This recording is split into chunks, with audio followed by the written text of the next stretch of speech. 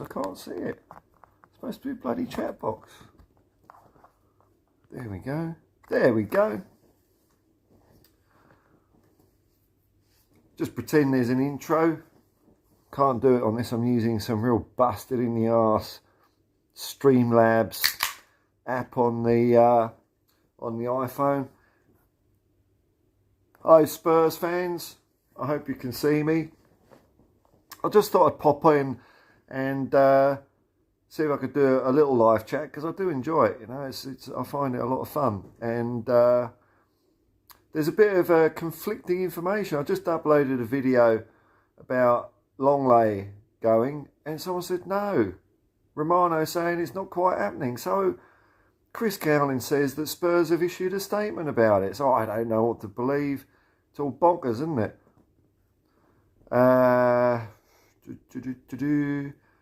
If someone's watching, if you could just like say something so I can see if this chat box.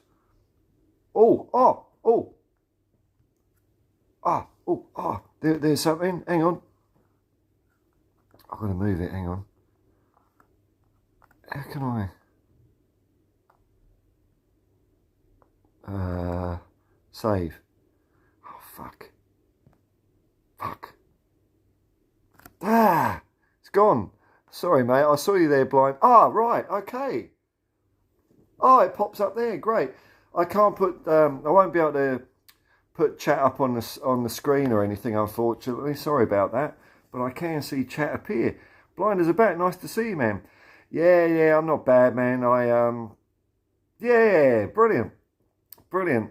I was so pissed off earlier, because I put quite a lot of work into getting that streaming on the PC working how I wanted, and it's just shat itself, and I was a bit sad about that, to be honest. That's why I thought, no, don't get sad, do a video, get back on your feet, and do a stream this way. So there's no like psychedelic stuff, unfortunately. There won't be for a while, which is something I quite enjoy doing. But hopefully, I like to think my viewers are a bit more discerning. You know, they're not just going for tasteless gimmicks like that. They're up for I don't know, probably just chat with me. I don't know, really. I don't know why people watch this, but it's good fun, isn't it? Blind as a bat. Have you heard that news about Longley? That Chris Cowling's talking about, saying that Spurs did a press release, or is it? I don't know. It's the silly season, though, isn't it?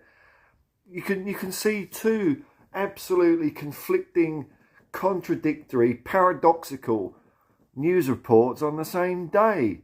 I don't know what these Fleet Street meatheads are doing these days. It's crazy, absolutely crazy. You know. How's an honest streamer like me supposed to do anything and try and entertain people? Well, I don't know what I'm talking about at the best of times, but you know, when I'm being led astray by at least half the press. Yes, Paul. As far as I know, he's okay. So you're in the same pickle as me, blind as a bat, aren't you? Oh, hang on. Does this chat box over here appear on the screen? Ooh. Oh, well, that's something, isn't it? Okay. Oh, right, Dragon D's nuts. Okay, everyone's coming back. I feel much better now, because I was getting a little bit. I was a bit frustrated with the old PC a couple of hours ago, because technology, man, technology. But here we are instead. Dragon D's nuts. So you actually saw the press release on the Spurs website. So it is actual. Romano was Fabrizio. Oh God, I thought he was the tap-in king. It's like a fact if Romano bungs it in the back of the net. But can I scroll up and down these? Oh, I can as well. Look at that. All right. Well, this is almost as good as doing it on the PC. Oh, well, that's all right.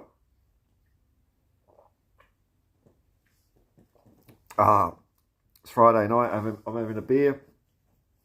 Going up to the mountains tomorrow. Right, so, blind as a bat. There we go. Dragon D's nuts. if Dragon D's nuts is, where's the camera on this? If he's to be trusted, is saying he saw it on the on the Spurs website. I had a quick look on the Spurs website. Although, you know, it isn't even built for a smartphone now. I don't know if you, maybe I'm just a knob, but do you guys, if you look at the Spurs site on the on a smartphone, like you can't, like it's all, you can't expand the text. You got to hold it landscape. It's crap. Blind is about, I'll watch you for a few reasons, Paul. First and foremost, you're a good guy. That goes a long way with me. Secondly, you don't charge fellow fans for super chat nonsense. Well, you know, there will come a day, man. There will come a day, but I'm not gonna, you know, I'm not gonna make a big thing about it. You know, obviously, when I get to 1,000 subscribers, I will do all the, you know, I will do the membership and the super chats, but I'm just not going to really go on about it because, you know, I mean, everyone does their own thing, but I don't like hitting people over the head with that sort of thing. You know, people like liking and subscribing. If I've got to bollock people into subscribing, do I really want them watching? You know, people watch if they watch and don't if they don't, and do what, you know. I'm not going to tell people what they can and can't do, but yeah, thanks for the sentiment. That's nice of you to say so. Oh, Dragon D's nuts. They have an, yeah, you're right. They do have an app, don't they? And I have actually got the app on my phone. Blind is about, fair enough, when it explodes, it is only a way to keep up the chat. Yeah, no, I'm still, you know, I'm way back further than a communist, man. I'm not even a communist. I'm like way back. I want to just sit around a campfire. So, you know, I don't know, I like giving everyone a go, I think.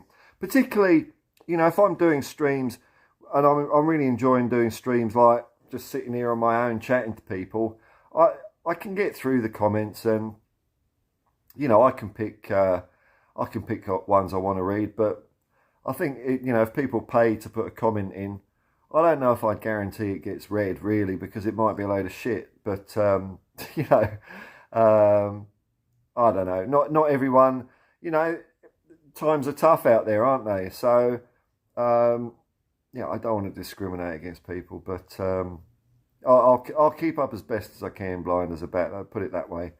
But that, I mean, that's a long way off anyway. So I just really want everyone to, you know, have a fun, chill time when they're watching this, instead of thinking they're going to fork out and all that.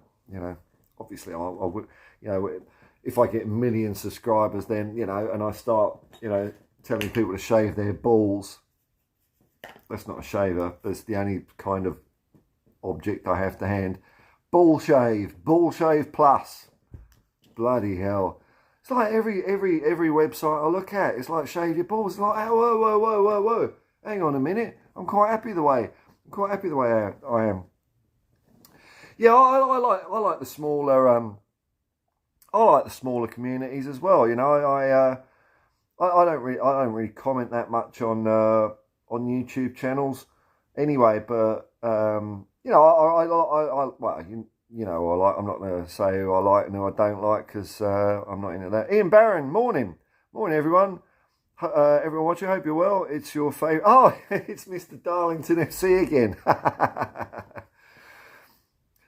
Good luck. Yeah, thank you very much, man. Thank you very much. No worries, man. Well, you know, it's looking. So that's confirmed then. That is confirmed that Longlay's out. And, you know, that's not bad news, is it? I said in a little video I uploaded before, you know, while I was trying to relieve the frustration of not being able to stream because of my computer. And I thought, oh, fuck it, I'll try this anyway. But I was saying that, you know, a clear out, the clear out is kind of, it's looking promising, I think. Brian Harkin, I have a small channel. I like talking boxing and football.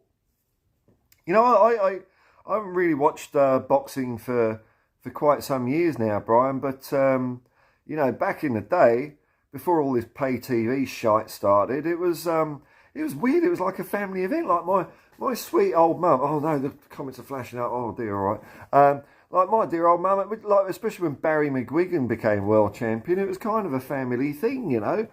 And there were some great British fighters. You had Harold Bomber Graham, Chris Eubank, all those cats, you know, John Conte, Alan Minter, and the heavyweight division, the middleweight world division, I mean, it was superb. Sugar Ray Leonard, Tommy Hearns, Marvin Marvelous Hagler, you know, boxing was a real spectacle, whereas I've lost that feeling for it at the moment. The last fight I watched was Fury against Wilder 2, was it? Which I thought was a really good fight. I do like Tyson Fury. The way he got knocked over and just got up again is brilliant. Oh man, I can scroll. That's good. That's good. Yeah, the clear out has begun. Good news. Says blind as a bat. It means Big Ange has his own ideas when it comes to centre halves. Oh, you ran off to my own heart. You've said centre half. Centre back. It's even brainwashed me. I say centre back these days. Hey, good day, Liam. Hello. I think they're still working on signing Longley, according to separate reports, but I hope not. Well, you know, Dragon D's nuts and Chris Cowlin are saying that Spurs have said no. It's adieu, Signor Longley. See, I'm getting out a lot of Eric Dyerhead. I mean, I speak a few words in each language, maybe more than 11, even more than Eric Dyer. But I get him mixed up from time to time. But he's off. Blind is about I love boxing, but MMA has taken over. See, I know it's too. I find it too violent, I suppose, for want of a better word. I mean, it's funny, isn't it? I'm quite prepared to, especially when I was a kid, watch people knock each other unconscious by bashing each other in the head and giving each other ruptured spleens and stuff. But somehow I draw the line at MMA. But yeah, I've tried watching it. It's just not my cup of tea now, really. Brian Harkin, Ange is ruthless. Yes, man. What I wish I can't type. I can't type shit in. I was going to see what your channel was, Brian, but I've got no way of spruiking it for you, unfortunately. But I'll check it out, man. You're right. Ange is ruthless. Ange is ruthless. All he cares about is having a successful football team. Of course, my phone's going to beep with messages now. Jilted lovers, go away. I'm streaming. Forgot what I was talking about there. Yeah, have you all seen? Ange has done a couple of new interviews, little interviews. I didn't really get a lot out of them. I mean, he was good, but with those sort of interviews, and I don't believe for one second that Ange is like a media trained person. He's very natural, but when they're little clips like that and they're corporate, you don't know how many takes it's taken and stuff like that. But what he said was nice, and he talked about the values of the club. I'm looking forward to hearing him expand a bit more on that, because I think that's when a lot of fans' eyes are going to light up. Spurs amount is now yesterday. Okay, Rob Belcher, morning Paul from West Dorset, where again the temperature is like your streams. Extremely hot. I like it.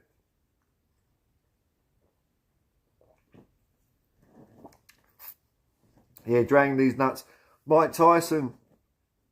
Yeah, it was that was an incredible period where I remember, and like this was when it was all free on ITV on the morning. I think they used to have it on Saturday morning. There's a whole series of fights where it was almost like a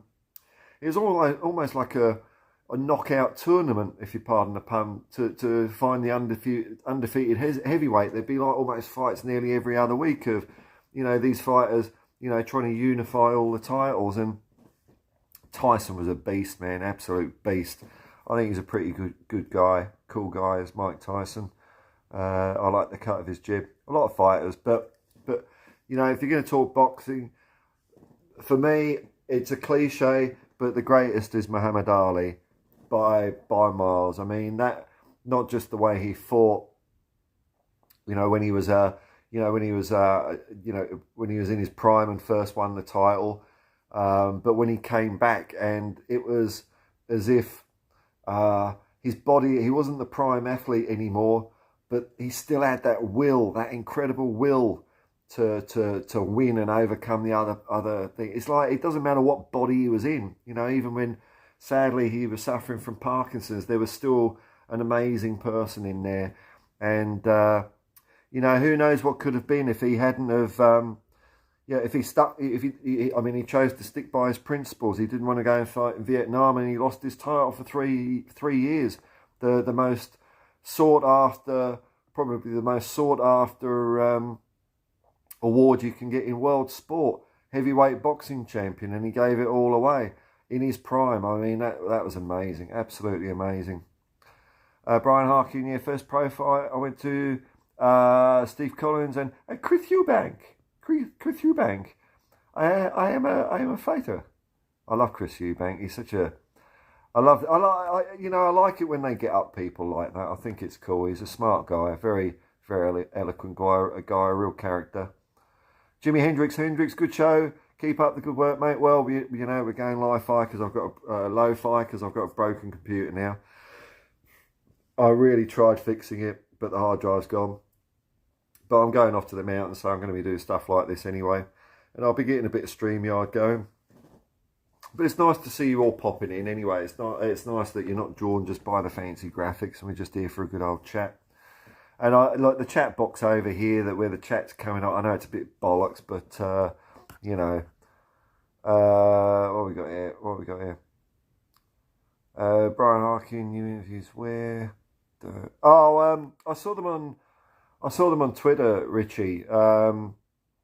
Like if you do a search, I didn't see them actually posted on Spurs website. It might have been beIN Sports, I think, were the people that tweeted it, beIN Sports.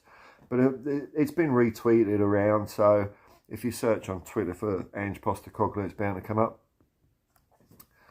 Liam says, good sound bites from Ange. Can't wait for him to hear him on July 1st. Yeah, he's not even started work yet. And I saw just before I came on, I saw a quick report in Football London about, like, he's in there already, man. He's in there already. He's working for free. That's how much he loves Tottenham Hotspur.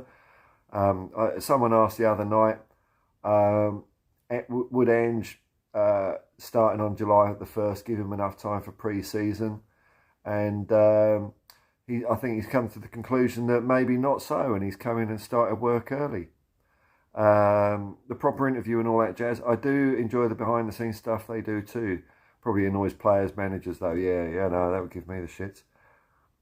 Oh, Sugar Ray Robinson. Wow, okay, we're going back now, aren't we? Going back, eh? Yeah.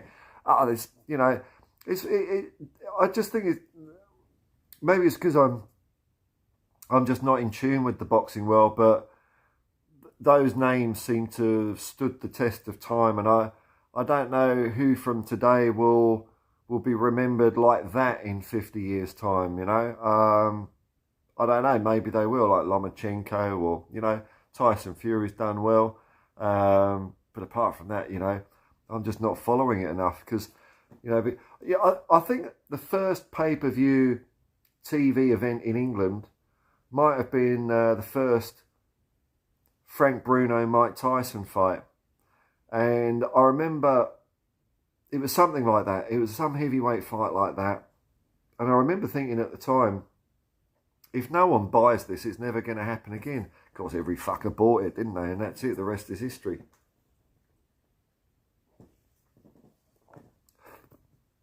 Hi, Chris Agomba. Nice to see you, man. Welcome. Blind as about Marvellous Marvin Hagler was my guy. Yeah, sadly no longer with us, I believe. And he just, I think when he retired, he just went off to Italy. Just lived a nice, quiet life over there,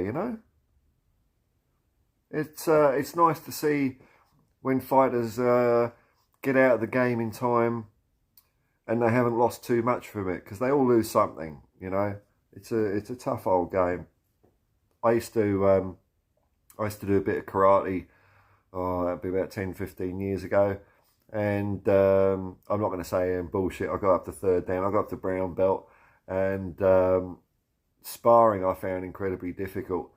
It was very it wasn't the physical stuff, because like by the time you get to that, you can kind of do the moves and that, but it's the mental game. It's you've got to eat a box of bananas just to get all the potassium in your brain work. It's far more mental than physical.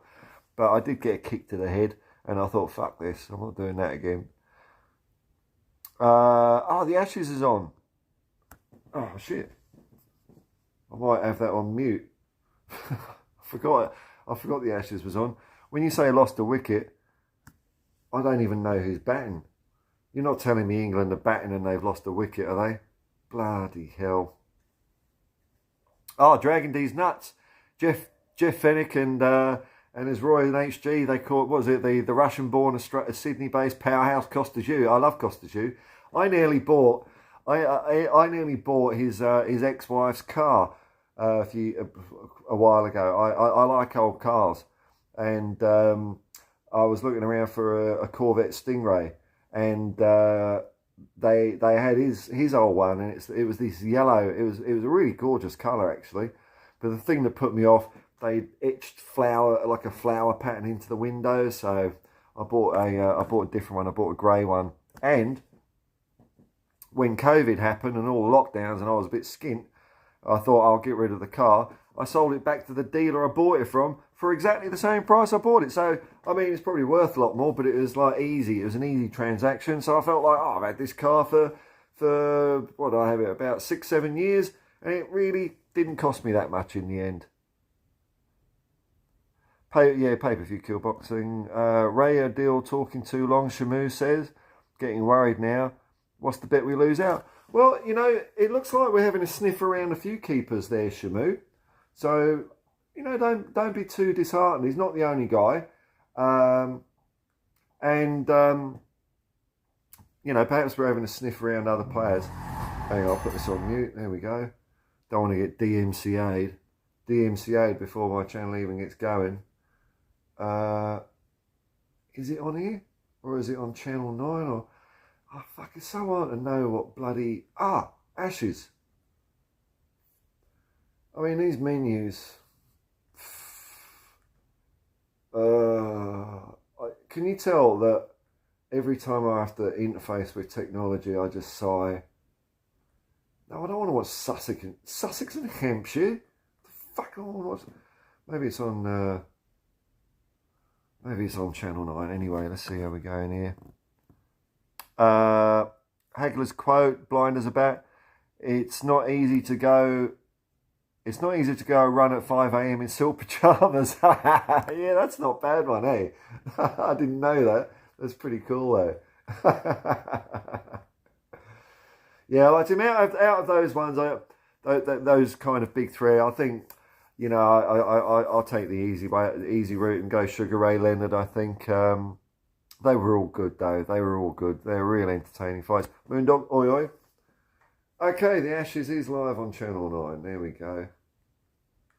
There we go. So I can have that on in the background. It's just showing the pitch now. Fuck off. See, technology. This is what happens when you... there we go. That'll do. I'll assume that that's just going to bloody do it. All right. Currently at 5 and over. England 1 wicket down. Oh, bollocks, man. Oh, here it is. Did someone catch it? Did they? No, okay. England are going to get battered. Liam says England are going to get battered by Australia, just different levels when it comes to Test cricket. I'm not so sure, man. I'm not so sure they're... Well, I don't like the Australia cricket team, so I'm always going for England in this conflict. I better not get distracted by it too much. Brian Harkin, Celtic board have no imagination. Looks like Brendan Rodgers. Yeah, I saw that. It looks like Brendan Rodgers is heading his way back, doesn't it? Amazing. Be announced today. In Scottish football terms, it's like coming from Pep Guardiola to Jose Mourinho. or maybe even Sam Allardyce. You know, it's that big a jump. But well, it'd be interesting to see how he goes, because he had a lot of success up there. But if memory serves, his success came at the time when Rangers were still recovering from administration. You know, they weren't around as much. So, judging from the mood of the Celtic fans, they don't seem to be. I mean, maybe they've come round now. I haven't watched them for a bit now, but they weren't enamoured with the idea of Brendan going back. I think it's because he kind of left them with a sour note, because he skipped halfway through the season when he got the knock on the door from Leicester. So I think that left them in a bit of a bad taste. Whereas Ange, they were just more heartbroken over because he left. But you know, I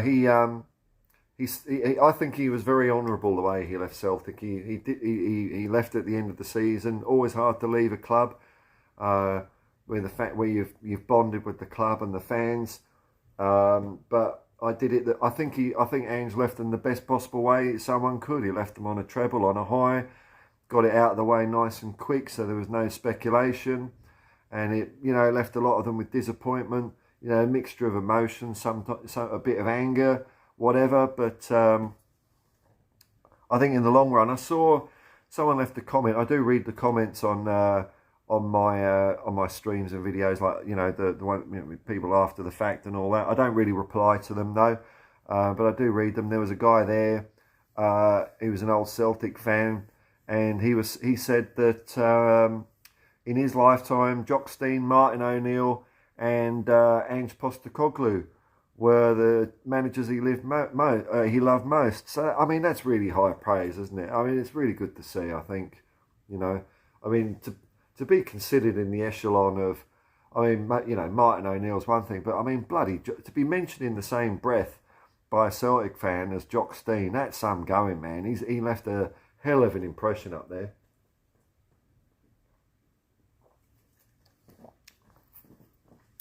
I should have realised this lo-fi thing would work, because I looked at my age demographics, and you're all a bunch of old farts like me. So you're not all for the razzle-dazzle and distracting stuff anyway. So I'm glad I gave this a go, because I was getting a little bit down in the dumps earlier when my PC broke. I thought, fuck, I'm just getting into enjoying this and I can't do it. So I thought I'd try another way, and it seems to be working out. So thanks for joining me, everyone. It's really cool, really cool. Shamu says, would like to see Craig Goodwin get a crack in Europe. Probably one of the few quality players in the league. I can't remember him. Beach Relax. Beach Relax is a man after my own heart. Ange will make Spurs contenders in 2 years. I agree, man. I agree. I think we will. I think we'll be in the mix. And if he's here the full 4 years, I think something very exciting could happen. I really do. You know, it might take a little bit of things to go our way. But, you know, I mean, Man City are on the top now. They're looking very dominant, but no one's at the top forever. Things can change. You know, Pep's riding high at the moment, but, you know, look at Klopp. Maybe he'll come back this year, but I kind of get the feeling that he's at it. But I think Spurs are going to be right up there. So all these, you know, all the kids that love the top 4 or top 5, don't worry about that. That's going to happen. But, you know, I'm after a bit more excitement than that, you know, a bit more excitement. I like to dream about this sort of shit. Blind as about, I'm Scottish. The only time I've ever heard of cricket was trying to explain the word. Okie dokie. Mia, nice to see you. Nice to see you on this lo-fi thing, because my PC's broken. Gone. I have to put it in the skip, or take it to the corner shop when I get a bit of cash and get it fixed, but that ain't going to be for a while. Nice to see you, Mia. Beach Relax. Yeah, I feel for the Celtic fans. I agree. You know, it was, and I think that, you know, I mean, for all the bloody naysayers, I'm getting a bit, I wouldn't say pissed off, but how do I put this? There's a lot of people that seem to, enjoy putting Tottenham down and say, oh, the fans think we're a big club. We're not. We fucking are. I don't give a fuck. Of course we are. We're Tottenham Hotspur Football Club. And Ange obviously thinks we're bigger than Celtic, I'd probably argue the toss, in world terms, not in financial terms. But he knows he's not coming to any shitty little club. Everyone's like having a jerk off over, Brighton are run so good. That's what we should be doing. Ange had the chance to go to Brighton, didn't he? Why didn't he go? Because they're a poxy little club, Brighton and Hove Albion. He wanted to come to a proper football club, Tottenham Hotspur. That's it. We're a big football club. I don't care what people say. Bollocks to them. We've got to stop with this sackcloth and ashes shit. Yeah, I know our owners are tools. I get that, but fuck them. It's not their club. It's our club. And the club is bigger than them anyway. Fans are always going to be here. They'll move on eventually, whenever that is. I don't know. It might not be in my lifetime. I don't care. It's not their club. Richie B, any team would be gutted to lose a good manager, especially after winning a treble. Yeah, I know. And you know what? Richie, I'm quite, if Ange can do the same for us and then gets, a twinkle in his eye over the likes of maybe Real Madrid or Barcelona, and leaves us, I'm happy with that. I'm happy to have a whirlwind holiday romance. Holiday romances are always bloody brilliant and leave you, they might leave you a little bit sad afterwards, but then you look back and you think, nah, that was fucking awesome. How did I manage that one? Brian Harkin says, I preferred watching Ange Ball to watching Brendan Rodgers' teams. Yeah, man. Yeah. Ange and Martin O'Neill for me. I mean, that's high praise, isn't it? That's high praise because, I think there's similarities because Martin O'Neill was, you could tell he really got the spirit of the whole thing. And it was, unfortunate that he had to leave, because of things he had to take care of in his family, which thankfully came right.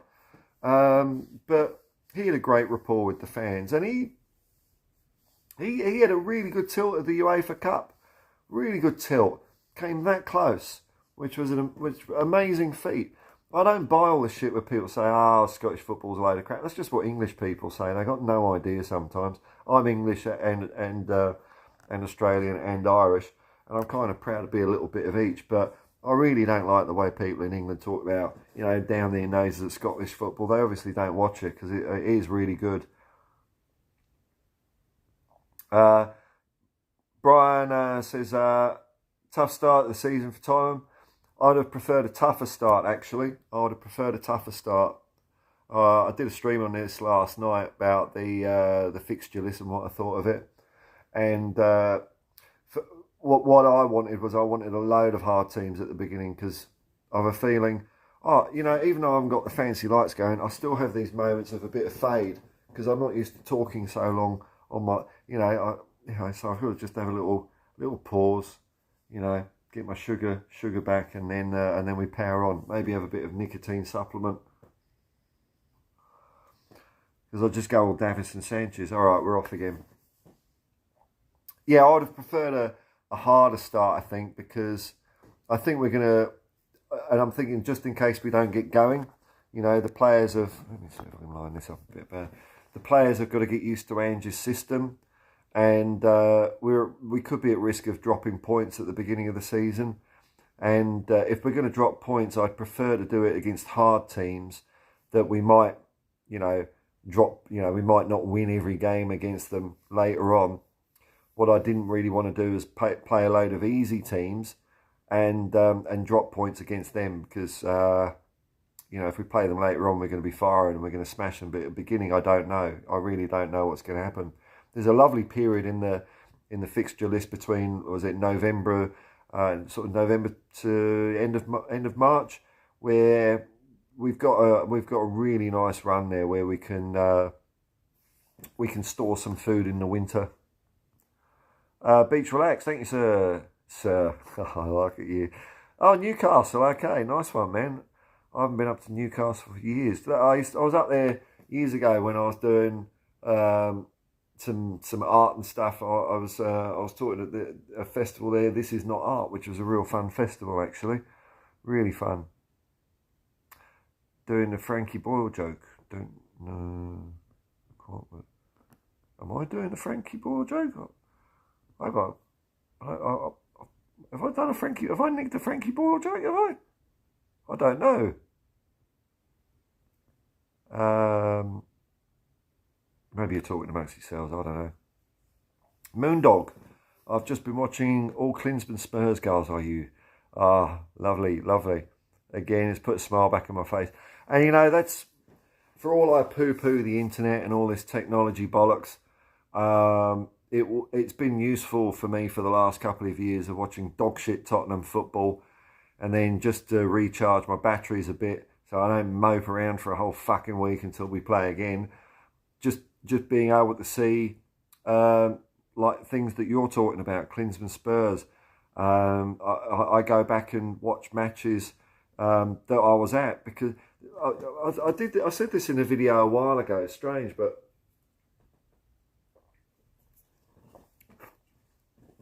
I think people that have been able to go to White Hart Lane all throughout, or at least maybe watch all of Tottenham's games all the way out, they seem to have really good memories for matches and goals and incidents and things like that. And I think because probably because when I moved to Australia, there was about, it was almost it was probably about a 10 to 15 year gap where I couldn't watch Tottenham, and a lot of those games and scores have faded from my memory. I'd have to look up on a fixture list to remind myself what was my first live game. So, it's nice to follow them all the way through. The thing I've carried through though is, all the emotions that I felt of going to see them. So I can recall that feeling of being on the shelf, and I can almost picture myself there. Amazing place. And Klinsmann was fantastic. Great signing. Brian Harkin says Ange wanted to sign Mitoma. He's an eye for a player. The only reason we got Jota, was the fact he came out in on loan. Was Jota in on loan first, was he? Okay, I didn't know that.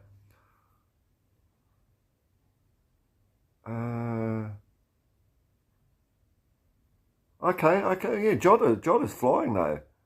Jota's flying. Here's some buff hoggies. We need to get the right players in as early as possible. Ange needs to have all his squad working on his methodology to get our old ways worked out. This chat box, is it? This one there, I mean, I didn't know quite what I was doing, so this chat's coming up. It's probably looking a bit shit in the corner. I thought I needed to do something like that to read the chat myself, but it's something else. I could change it, but I can't be asked. Yeah, we do. We do. We need to get these. I think we need to get a couple of key players in for early in the season. We need to get the centre halves sorted out, defence sorted out. And a goalkeeper would be nice just for my blood pressure. But, we have got a bit of time. I don't, who knows what, Ange might have to assess the players a bit more to see what gaps he feels there are. Because we have got quite a lot of midfield players. Maybe he wants something else, Okay, no worries.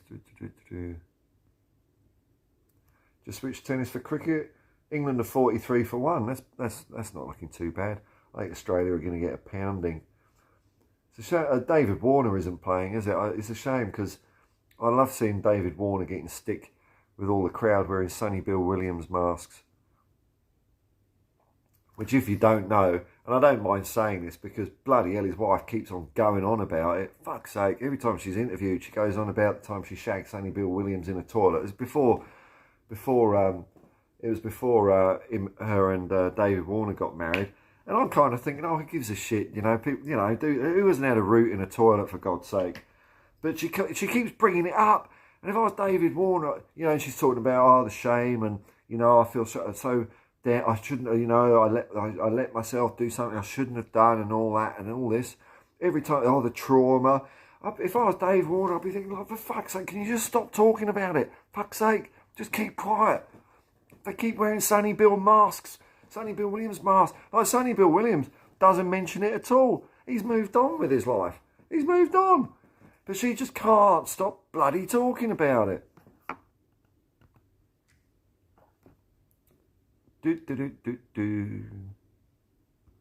What is this? Brian Harkin, I'm going from Ange to Brendan. The board has promised Brendan 35 million, according to reports. Oh, that's a lot of money for Celtic. I had a look at the. Probably doing it this way. My back hurts. Ange didn't actually spend that much net money because he was pretty good on the old transfer market when he had a clear out. He's a very canny dealer. Moondog. David Ginola running down the wing. Oh, Locke's blowing in the wind. Yeah. Tell me about it. Majestic. See, that was part of my Tottenham black hole where I couldn't watch games. So I kind of missed a lot of that, unfortunately. I've caught up a little bit on it. But, didn't see much of David Ginola.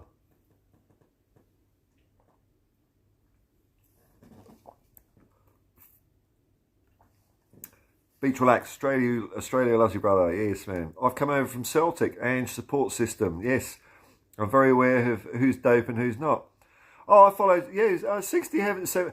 I was watching a lot of 67 How as well. Hamish, it's a good guy. I started watching him because I'm a bit of a, I've been following Ange for a bit. I wish there was a way I could get more comfortable here. Because I'm hunching over. Let's get some cushions. Maybe I can sort something out. I don't know if I can. Because can I make the text bigger in this? No, of course not. My iPhone stand is a high-tech 2 beer bottles. Actually, I can kind of relax a bit like this. Yeah, 67 How was a channel I was watching a fair bit because I was interested to see what the fans' reaction to Ange coming over would be, and just following them as they climbed on board. And I really quite enjoyed listening to them. I still watch them actually. 67 How, top guys. Here's some Bluff Hoggies. I've got to just pause for a minute. Doing a Davison Sanchez. Here we go. Yeah. Whew. Not used to talking so much. It's like I've got to take a breath once in a while. Whew. Because like I said, I live on my own. That's the way I like to be. And so I'm not sitting here talking to myself all the day. And when I'm out with like mates or whatever, we're having conversations. So just fucking talking all the time is... I have to have a little rest now and then. Bloody hell. All right. Bit of nicotine. I'm really enjoying this. I didn't know if this... I was because I was in a tiz when the PC broke, and I thought, I'll try this old shit. Are people going to really watch all this old wank? But it's nice to have you here. I'm enjoying this. Here's enough Hoggies. We always seem to be linked with attacking players when our defence needs overhauling. Tell me about it. When our defence needs overhauling in a big way, like last bloody summer, man. When we started off with Perisic, and I think Richarlison was the next one out the blocks, pretty lickety split. I'm thinking this is going to be good. Defenders are going to be next. Were they? Fuck, it was bloody Longley, and the rumour was that we got Longley in because the players we really wanted or Signor Conte wanted weren't available that year. But I'm hoping we sort it out this year. It looks like there is a fair bit of... There's way more Tottenham centre half talk this window. And it's kind of, more realistic centre-half talk, not like Bastoni and Gvardiol. It's like interesting players that we can actually get and that are good and we can do something with. Remember, the litmus test for a centre-half I'm using is a sofa score, which is a bag of cack. And this is proof it's a bag of cack. They give Eric Dyer a score of 6.86, which I think is bloody high. You know, how much budget have we got for defenders if we bring in Maddison, Barnes and Raya? Well, we need a goalkeeper. But I'm kind of, I'm a bit with you on them. I'm not like really excited about Maddison. This transfer window, if we get rid of a few of the bits of fluff, and we get a goalkeeper and a centre half, I'm kind of sweet with that. If we make good purchases, I know, it's not a million players, and hopefully Ange is here 4 years, and then there's maybe towards the end of the window we can start looking at bits up front. But if we've got the defence the same as we have last year, well, there's 63 goals, isn't there? 63 goals, and if we're playing attacking football, there might be 70. Who knows? So we need to get that fucking sorted out.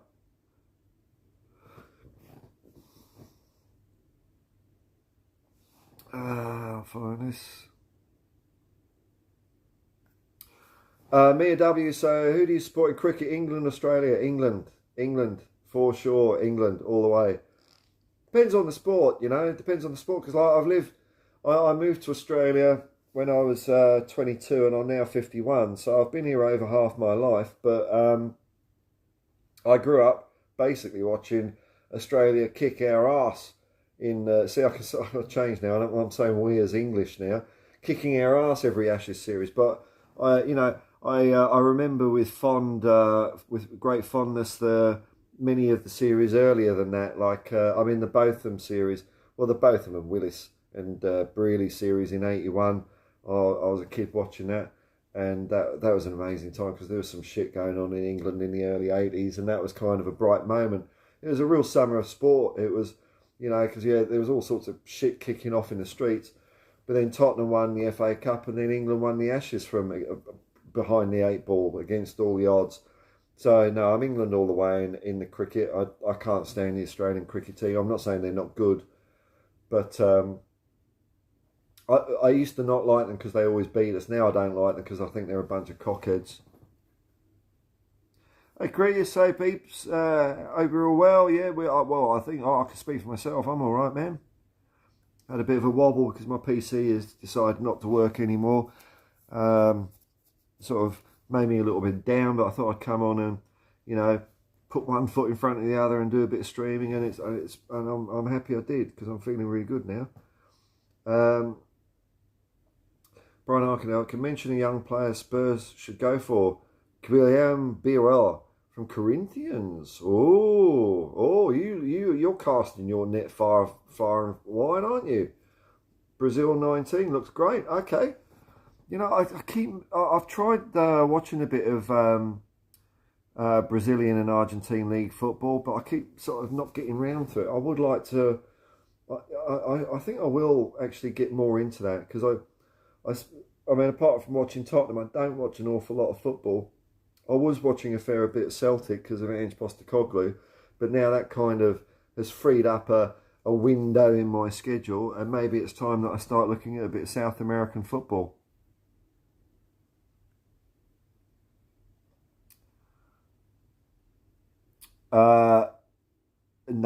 No, beach relax, no, there's no shout out. yeah, Mia, 6.86 for pointing skill, I know.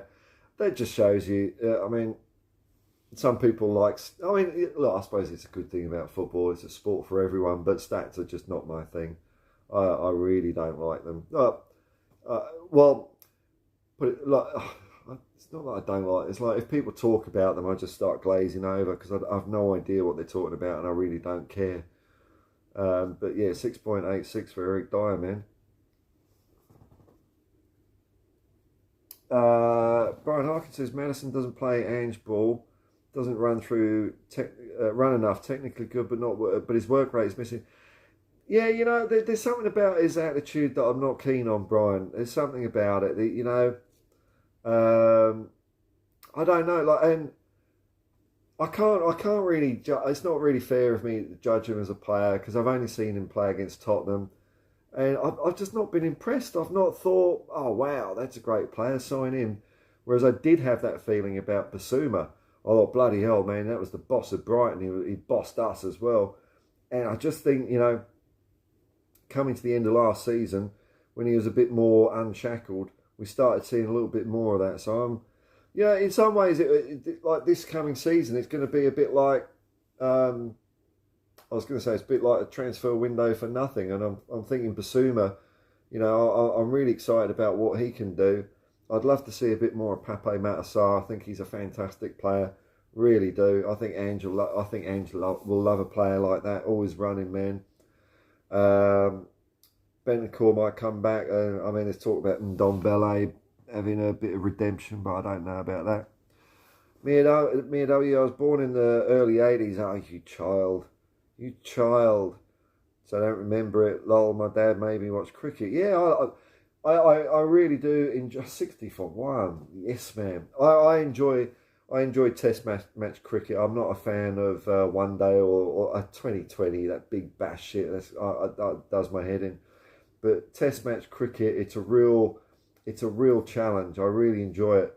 Like when you're watching cricket, Test cricket, even when there's periods, and people would say this is boring, when there's not much happening. You know, there's not many runs being scored, but even when there's nothing happening, there's something happening. There's always a bit of tension building. I really do. It's just a nice experience. I always go to the SCG, the Sydney Cricket Ground, when the Ashes are on over here, and sing up with the Barmy Army. It's a lot of fun.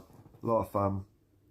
I'm at the bottom of the comments. All right, I've caught. Well, while you're all thinking of what to do, I'm gonna grab myself another beer. It's Friday night, so I'm having a couple of beers, and I have got suited by the tyre on. Just gonna run. Here we go.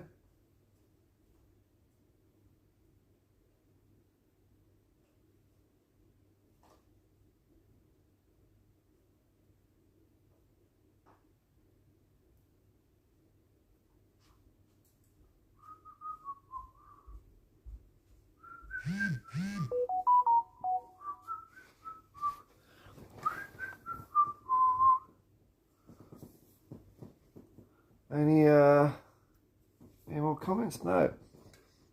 Well, 66 for 1. So after a bit of a wobbly start here, England's doing okay. That's good.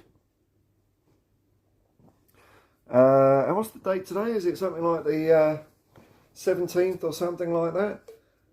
So we've only got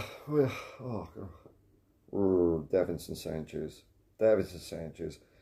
Here we go again. Yeah, it's going to be great seeing Ange on the 1st of July. I suppose that's when he might do his first presser, his first proper thing.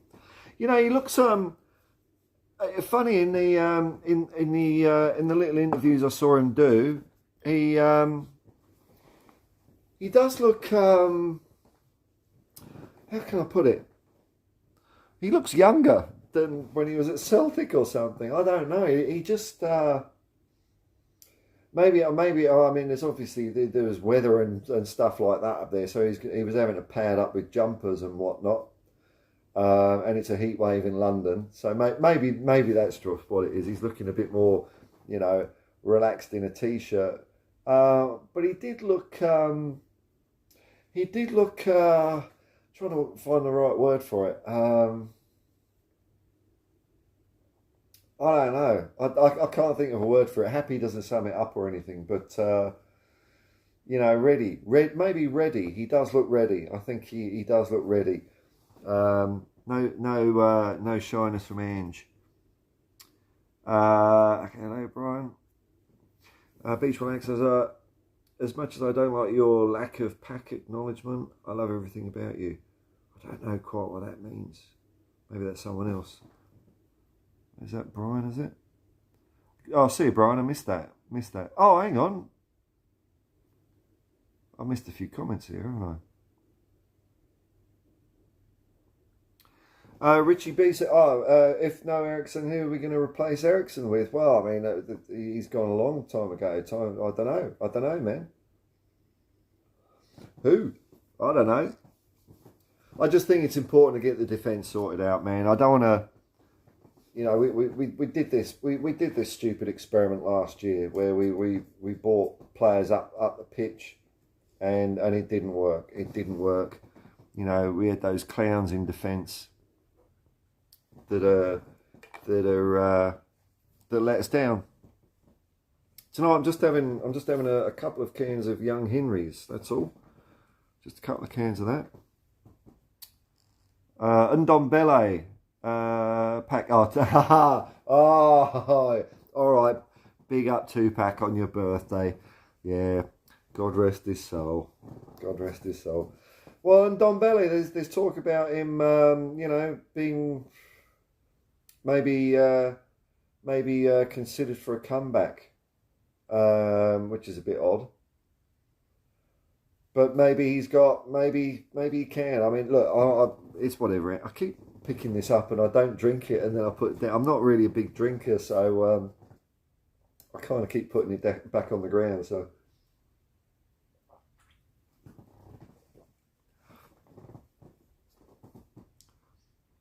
Richie B, we need a playmaker. Well, you could be right there. I'm kind of in a mind though, I said this on an earlier stream where, because we were playing such dog shit conservative football, totally uncreative, where the only creative thing was, bring them onto us, and then eventually we might somehow get the ball over onto the front three who would just run up and score. That's pretty much how we scored a lot of our goals, or get a set piece and score. Maybe if we're playing more attacking, creative football, some players might turn into more creative attacking players. I don't know. I think Bentancur can be pretty creative. He was looking really good before he buggered his knee. So I'm not.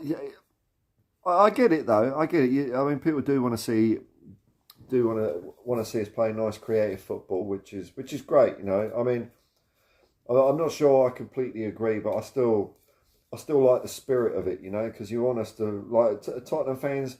We want to play nice football, don't we? So whatever way we think that we're going to get there, it don't matter as long as we get there, isn't it? Right, especially after the last 4 years. Riley McGree says beach relax after last night's performance. Not familiar. I've not heard of him. Wasn't playing for Australia, was he? He went down 2-0 to world champions. No shame in that. England 68 for 1. This is looking all right.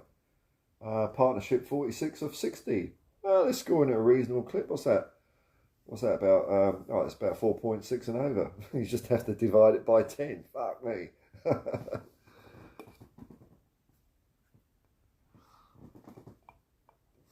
So, yeah, right, Riley McGree, tell me more about him. I've not heard of him. Basically, if a player doesn't play for Tottenham and hasn't played against Tottenham, I really don't know. I know a few of the Celtic players now, but even that's fading from my memory because, there's only so much crap you can store in here. When you get to my age, it's like a hard drive, it's full. So I've got to choose, what things to not save and just, let a few things fall out of my ear.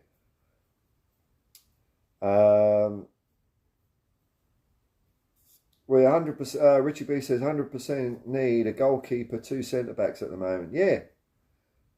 And if we did that, maybe a left-back as well. I think Ben Davies is on his way out. I don't think Reguilon's a good replacement. I don't know if that Udogie kid is a good defender or not. I haven't seen enough of him. Maybe he is the answer. But Yeah, I just want to get... see, the problem is that the bloody defence has been like this for years, since Toby and Yan left. You know, when we had Walker Rose, Vertonghen and Alderweireld, but there was the best... for a period there, it was the best defence in Europe. It really was. And since they went on, we've done really nothing about it. Nothing. We've just been playing reserve defenders, with the exception of Romero. So we need to sort it all out. Emerson Royale's come... excuse me. Hang on.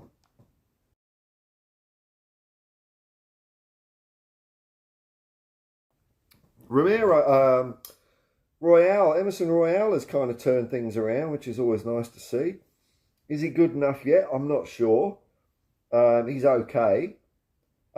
He's going to have some more personal training. That's what I mean. That's a good thing about Royale. Whereas clowns like Eric Dyer are probably, you know, spending their spending their easy-earned money going away on fancy holiday retreats. Emerson's ploughing it into making himself better. He's got a very, very good attitude. Oh, here we go. We're all flocking in now. Hi, Paul G. Beachmax, Middlesbrough Cam, young Aussie player. Definitely not first team yet, but perfect Ange player in 6 months to a year. Okay. Okay, so he was playing for Australia. Australia's got a nice little team at the moment. I think Graham Arnold's doing a great job with them.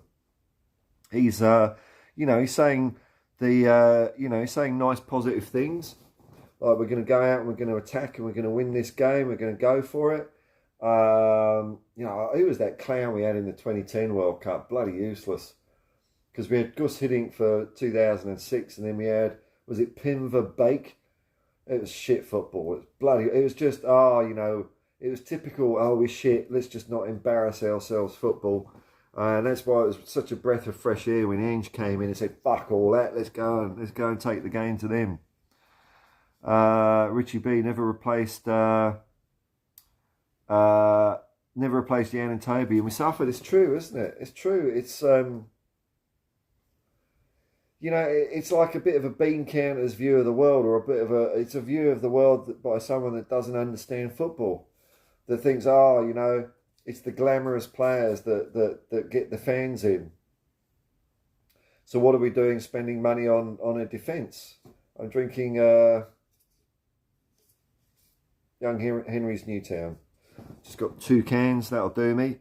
I'm not a big beer drinker, so I just, I was a bit wound up when my PC blew up earlier, and I thought, the end of the world. I'm just getting really enjoying into this streaming lark, and I thought, bugger it, I'll get 2 beers, and then I came back and I thought, no, let's fucking do a stream on this thing and see how it goes, what I say, it's like it's like the view of a person who doesn't understand football, isn't it? We're looking at the spreadsheet. We need people to buy tickets.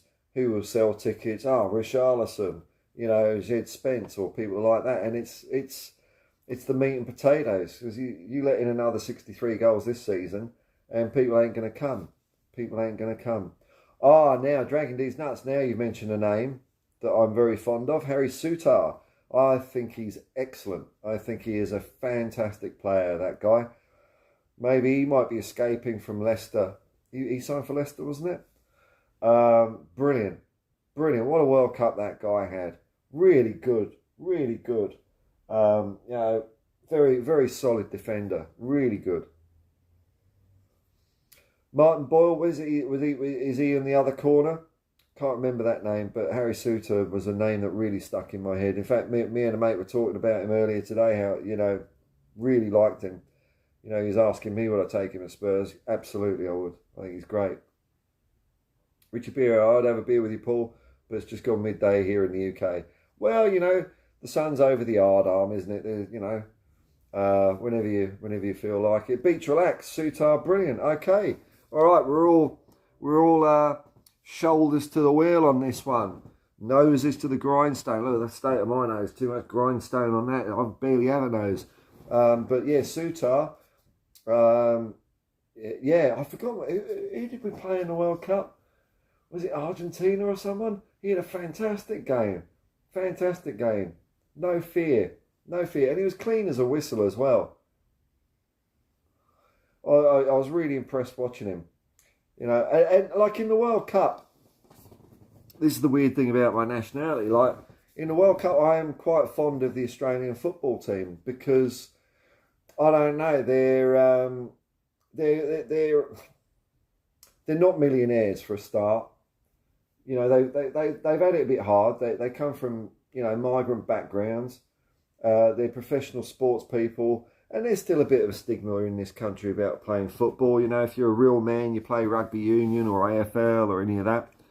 You know, sometimes that changes and sometimes it comes back, it ebbs and flows. But, you know, a lot of them aren't household names. But what I like about Australia, especially at the last couple of World Cups, is they've played out of their skins. They've exceeded expectations. Whereas England piss me off every single time at a World Cup.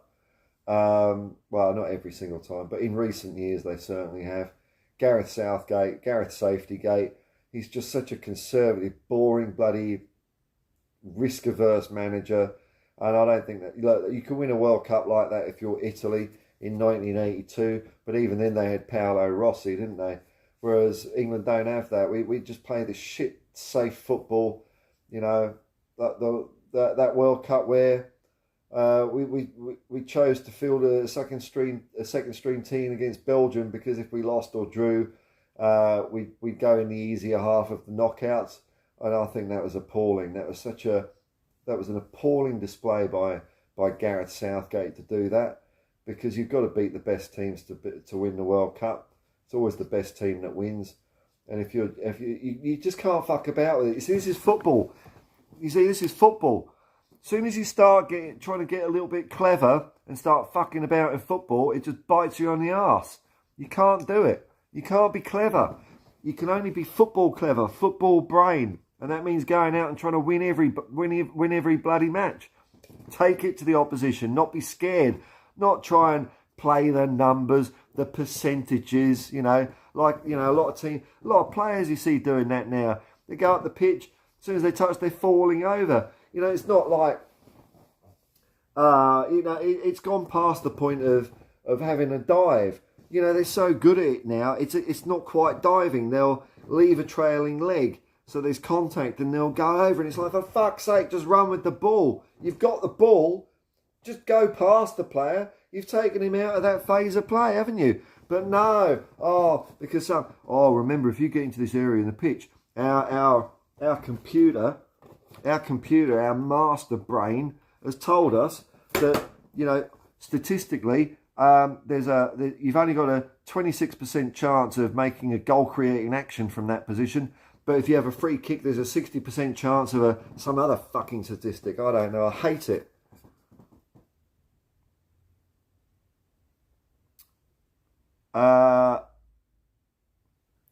Beach relax. Ange likes players that play hard, run hard, never stop. That's it. At Tottenham, we never stop. We can stop at half-time. If the other team wants to stop, that's fine. We stop at half-time and we stop at the final whistle when we celebrate. But during the match, we never, ever stop. Hunger is Ange's first credential. I know, he's brilliant. I love him.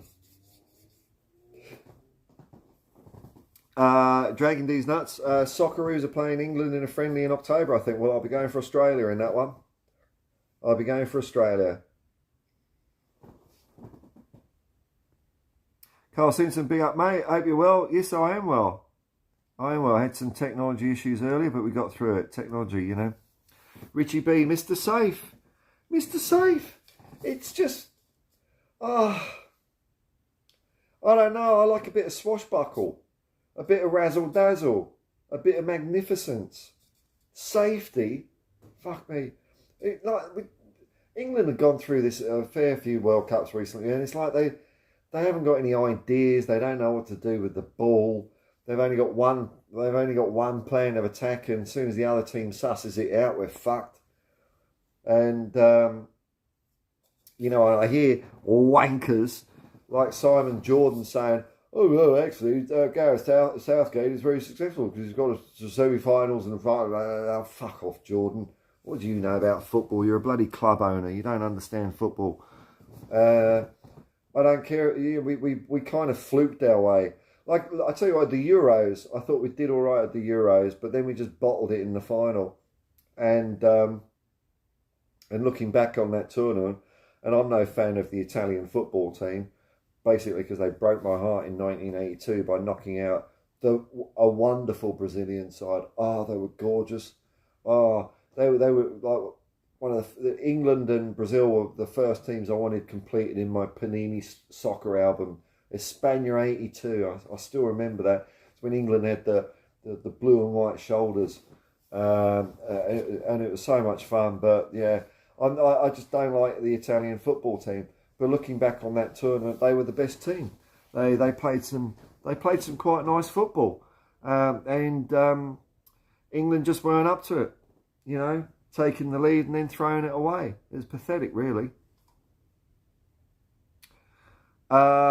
Sorry for all the comments, sir. I'm chilling on the Forex and Scotch Wish. Yeah, well, fuck it, man. You know. I mean, if loads of comments come in, man, I might miss a couple, but you type what you want. I'm not going to tell you to shut up. Type what you want, man.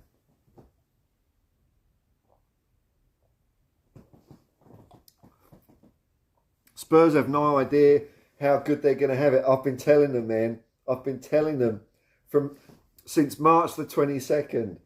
That was when I think I did my first video on the Irish Hotspur channel, because I saw I don't know if you're a Spurs fan, but or are you just coming for the Ange journey? I can't remember, but they were doing their favourite, who they would like to come in and manage Tottenham, and instantly all of them dismissed Ange, and I thought, no, fucking hell, I'm not having this, because Ange was always my number one pick.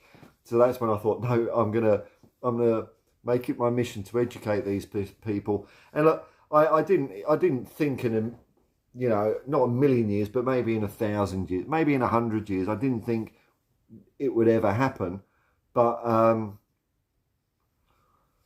I'm so glad it has. I'm so glad it has, and I'm pretty chuffed that I've actually, prepared people a little bit for it. I'm glad I've had that effect on a few people. I've heard people say that, which is really nice. But you're dead right. They don't know, do they? Spurs fans have got no idea that.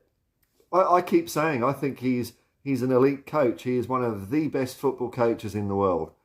I've got absolutely no doubt about it.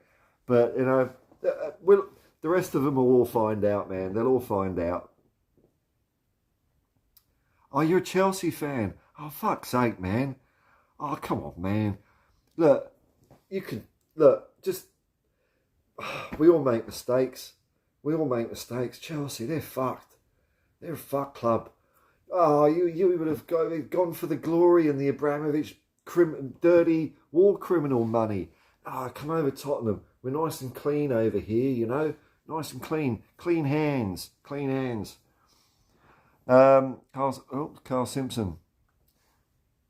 More than anything, Paul, just hearing Ange say us in our club makes the difference. Isn't it? Just simple things like that. A simple turn of phrase. When did we hear, that come out of the mouth of Conte? I think Jose might have said a little more, but see, I keep picking the beer up and putting it down again. Yeah.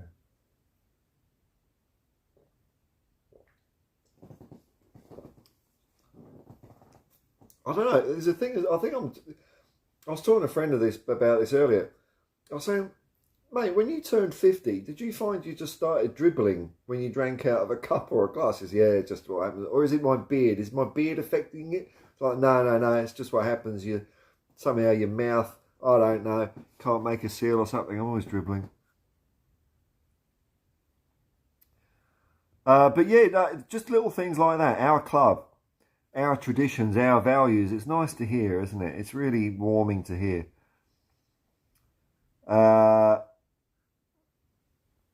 Beach relax. I went Chelsea in '91 with Hullet. Ah, okay. yeah, I don't know, man. I can't. Yeah, 42 now. Yeah. I've got no further. I don't like Chelsea, well, and I don't even treat it as a sporting rival. It's just like their fans over in London. A lot of them are real vermin, absolute real vermin. So I mean, you're in Australia. I'll give you a little bit of a pass, you know. Mark Cousins, you're back. Did shouting and swearing help with the tech? No, Mark, it didn't, man. My computer has died. The hard drive's gone. I did do a fair bit of shouting and swearing. I really did. I thought I'd take your approach. I tried for an hour or two to see if I could fix it, and it's just dead. So I'm really pissed off about it because that ain't getting fixed for a while. And I just worked on getting it set up how I liked it. But, you know, doing it this way at the moment. But it's not. Look, I'm going away tomorrow. Going up to the Blue Mountains for, I don't know. I don't know, it might be a few days or a couple of weeks. I don't know how long I'm going to go up there yet. So I wasn't going to bring my PC up with me anyway. But I'm going to, you know, get out the all this concrete bollocks and go and hug a few trees and have a few fires and you know, probably no fishing. There's no rivers near where I'm going, but it don't matter because I did fishing today, and the fish won again, unfortunately. Rightfully so though, because I had a chicken breast in the fridge that I forgot to eat, and it was 2 days out of date, which is probably fine to eat, but I thought, you know, by the power of nature, I will be able to exchange a chicken breast for a fresh fish. Nah, did I bollocks. But it was a very nice place to sit down there and just chill out and relax. I always like going down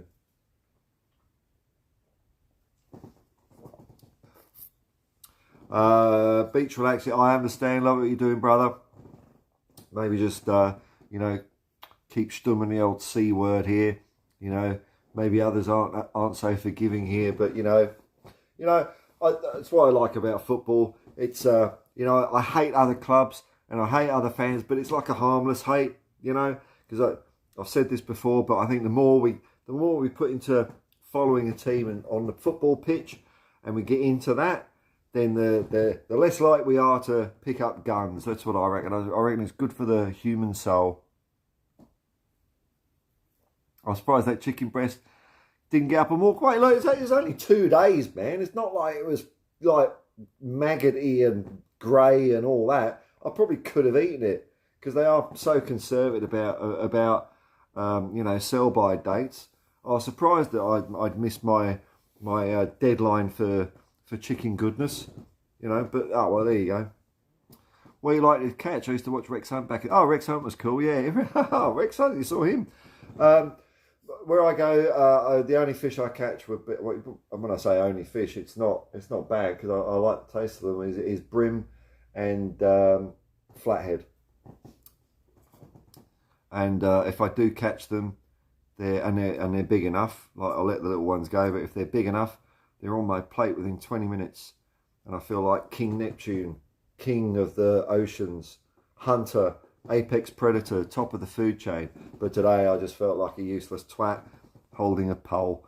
It's fine margins in life. And there's always people walking past where I'm going, and, yeah, it's nice to usually have a chat, but there's always some dickhead that says, oh, what do you do if you catch them? And I'm thinking, oh, I know where this is fucking going. I know where it's fucking going. And I say, well, actually, now I say, the last couple of times, because I just can't be bothered having the fucking conversation, I'll just say, yeah, I'll just throw them back. Because I know what they're going to, because they say it when I say, oh, you know, I eat them. They say, oh, don't you know there's like, pollution. It's like, yeah, and I'm thinking, yeah, I've done all the research. I've actually looked at all the scientific papers and all that sort of shit. And I know that it's heavy metals and dioxins and things like that. And I know that if I'm only catching one fucking fish a year, it's not going to kill me. So I'm not going to make you eat it. Keep your nose out of my business. There's a problem with bloody Australians. Maybe it's just Sydney people. So no offence to other people like Beach Relax here. But, you know, Sydney, everyone was... It wasn't like that when I first came over to Australia in 95. It was all laid back, live and let live. Now everyone's fucking with each other. It's appalling. Beach Relax, of all the choices over on Friday night, I'm happy chilling with you, sir. Oh, well, I'm happy here too, man. That's cool. Cool. Very cool. Paul G, love fishing. Never did it in Oz. Just freshwater fishing in the UK. I did a minor bit in the UK. Here it's like the end of my street is...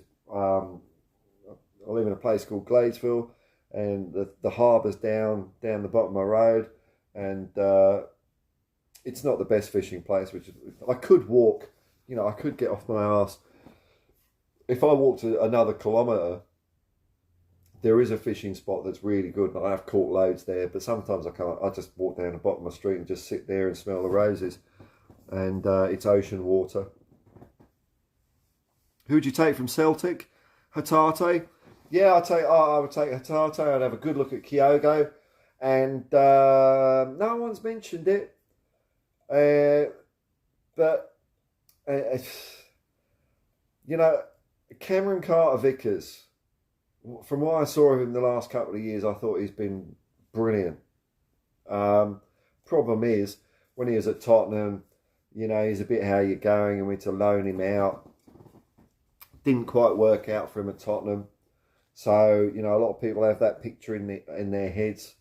But he's just been so good for Celtic. Really, really brilliant. I mean, he's probably one of the best defenders playing in Scotland at the moment. Absolute bore. Drummoyne over. I used to live in Drummoyne. Not a bad spot. Oh, for fishing, is it really? Oh, I've never... near the Gladesville Bridge there? Okay, I'm on the other side of the Gladesville Bridge. Okay.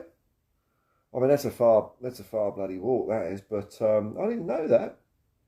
I actually saw, speaking of cricket, this would have been... it was a long time ago when you hear the players I'm mentioning. They used to play the state Sheffield cricket games now and then at smaller. They weren't always playing them at the SCG and Bellerive and Wacker and all that. And I went down to Drummoyne Oval, and I saw the War Brothers play for New South Wales. This was where Sheffield Shield cricket was actually quite exciting when. Test players used to play it. Now they don't really bother with it so much. They're all a bit like, but I saw Steve Waugh was captaining New South Wales, and it was great because I went in. It was a one-dayer. I think it was a one-dayer, and I went in after lunch, and it was just free entry, and it was a really fun finale because. New South Wales were well on top. I've forgotten who they're playing now, but Steve Waugh had like a 10-man slip cordon and just 9-man slip cordon with a wicketkeeper and a bowler, and it was really good fun. I don't like Steve Waugh though; he's a prick. Campbell Lee, how happy are you to get your man Ange? I am. Look. I haven't been this excited over getting a manager in at Tottenham since Terry Venables, really. Not that we haven't had good managers since, but I guess maybe I wasn't excited about them. Poch I actually did want over Van Gaal, but I wasn't like super enthused. But it's just because I know Ange is, I think he's going to show people that he's. I hate to say it, but I think he's one of the elite managers in the world. He could be even number one. He really could. And unfortunately, he had the tough luck to move to Australia when he was a kid. So he spent a lot of his career in the tumble dryer that is, Australia backwater. I'm no disrespect to the game over here, but it's very hard to break out. And it's not a highly regarded sport in here, but he was the first one to do it, and I think he's gonna. Oh God, I can't wait, man! I can't wait to see what he's gonna make us do. It's gonna be outstanding.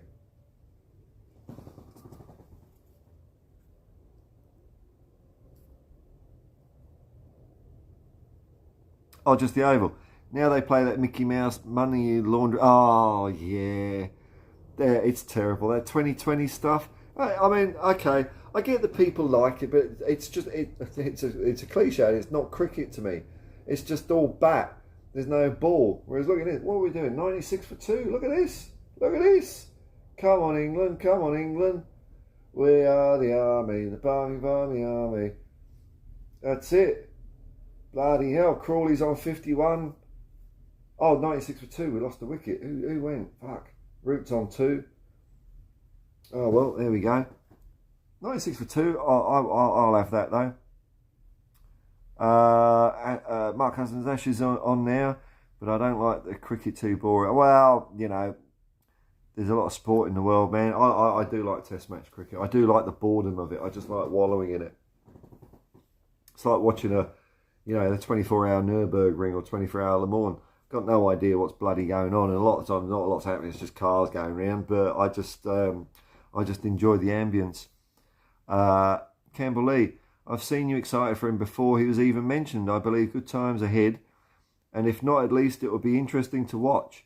I just hope Levy backs in and lets him get who he wants. It's always the fear at Tottenham, isn't it? It's always that. It's always it's kind of all. It's always every silver lining as a cloud at Tottenham sometimes. Oh God, I've been talking too much. I'm doing a Davinson Sanchez. Hang on. Yeah, just have a little breather. It's all right. I'm an athlete in my prime. I'll recover quickly. Yeah, the only thing there, Campbell, is I just think Ange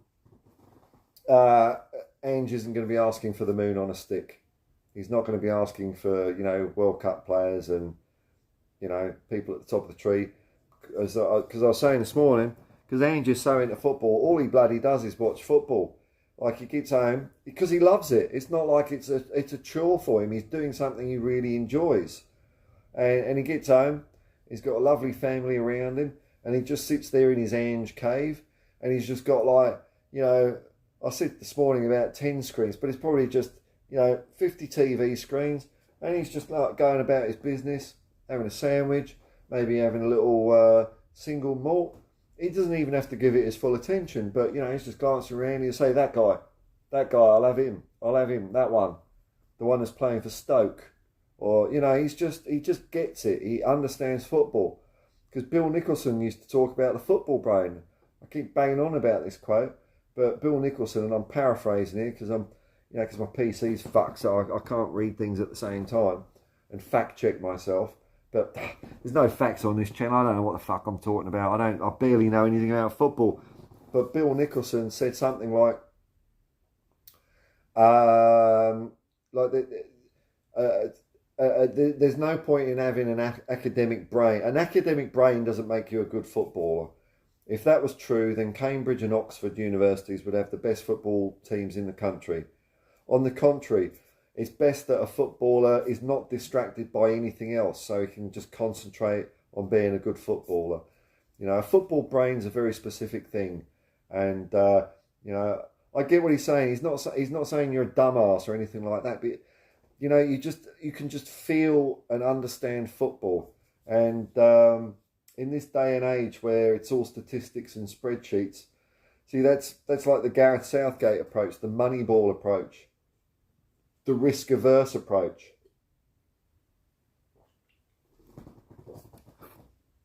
And although that can make you assemble and have a good, team with some good results, and, maybe you might pick an FA Cup here or a League Cup, maybe, you'll never be great. You'll never be a great football team doing that. So those teams that are doing that approach, they're going to hit a ceiling. Whereas Tottenham Hotspur Football Club, which I don't know if you've heard recently, but it is the greatest football team the world has ever seen.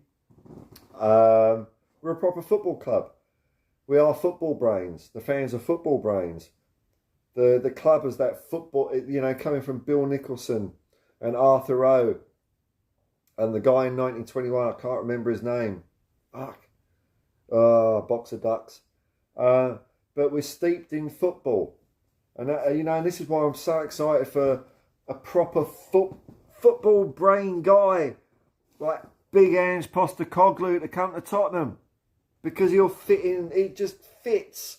It's perfect. I just can't think of a better guy in the world to manage us at the moment. That's why I'm excited about the guy. And I hope Levy just please, just back the fuck off a bit, Levy. Just a little bit. Please.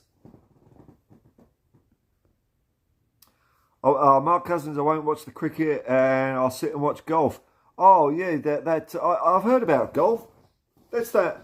Isn't that's that Middle East game, isn't it? Yeah, I hear it's gaining popularity. US Open this weekend. Okay. What's going on with all that, Liv? That's a rhetorical question. All that LIV, Greg Norman, Great White Shark, Great White Choker. Any Australians here listen to Roy and HG? I do love Roy and HG. They're still on, and I still listen to them. They are funny as fuck. They're the funniest things in Australia. Yeah, like a splinter golf tournament. Were they trying to jazz it up a bit, make golf more exciting, make it appeal to the TikTok generation or something? What was? It's all money, isn't it? All money. All out of old bollocks. Beach relax. Angela will literally make a turd sandwich into a champion sandwich. You must be talking about Brisbane Raw there, I think. Brisbane Raw. Can't wait to see the response from the... Oh, I missed the comment. Response. Hang on, just have a little rest. Oh, just watching the ball going in. Whoa, I think that got his pad first there.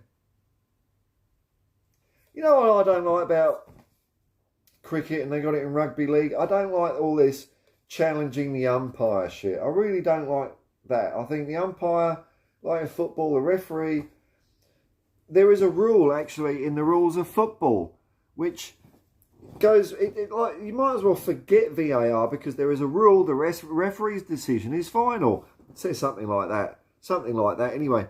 But the rule, the referee I think it's more like the referee administers the rule of the game, which makes all these other cameras and slow motion and shit totally irrelevant. Beach relax.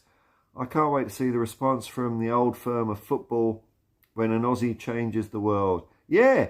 Well, and I'm not parochial about it. I mean, it's going to be good for football in this country, and I'm all for that. I think football is a really good, it's like Les Murray and Johnny Warren used to say, it's the world game, isn't it? So if it's the world game, we need to pull our socks up a bit. Our national team seems to be doing well. We need to get the A-League sorted out because it's turgid. You're a Sydney FC fan, I recall. I don't really support... I suppose if you had to force me, I'd probably go for Western Sydney, but, I don't know. Maybe I'll do your swap. I'll go from Western Sydney to Sydney. You go from Chelsea to Spurs. We could do a trade. Then, that keeps a bit of karmic balance in the universe, When they bring the second division for professional football, I think that will help. We'll start to see something change there. I mean, it should be promotion and relegation all the way down like it is in England. That's what makes it so romantic. The idea that you and your mates could, in theory, form a football club in England, and if you win every game in, like, I don't know, how many tiers are there, 9 or 10? Well, call it 15 years, you'd be in the Premier League. Or at the very least, in your first year, you could win the FA Cup. How about that? That's the magic of promotion and relegation. Yeah, Levy needs to get out, man. Born to lose. Oh, nice to see you, man. Good day. Oh, Spurs guru. I did a stream on the Irish Hotspur the other night, and because it was through StreamYard, I just had White Hart Lane in the background, and someone said I look like a giant in the stadium, and I thought, oh, yeah, maybe. Maybe I didn't think that through very much. And to all of life's chosen ones in the chat, yeah, that's right. We're the chosen football fans. We've got a few, derelicts, a few hobos in the chat that maybe supporting other teams, but I'm going easy on them because they're being all right. They start getting out their prams, then fucking, I'm a peace loving man. I want peace and love and harmony all in the world, all around the world. I just don't want it on the football pitch.